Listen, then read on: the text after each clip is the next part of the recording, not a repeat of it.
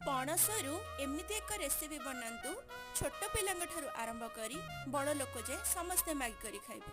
प्रथमे पणसरू रस सब बाहर कर दियंतु, हेथिरे सुजी मिसई दियंतु, स्वाद अनुसार लुण देबे, नड़िया खंड देबे, 2 चम्मच गुड़ देबे, गुआ घिओ देबे, आउ सेथिरे पकेइबे पान मधुरी, आउ अल्प टिके सोडा खाइबा सोडा देबे, ताकू भलरे घंटा घंटी कर देबे। घंटा घंटी कर साला परे गोटे प्रेशर कुकर रे अल्प गुआ घिओ चारिआडे स्प्रेड करी हेथिरे बैटर को दे देबे आ तापरे प्रेशर दे देबे।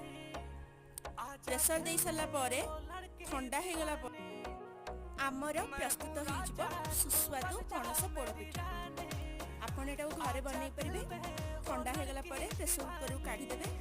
जदि आपण हम वीडियो भल लागिला लाइक शेयर और सब्सक्राइब करे भूलिबेनी।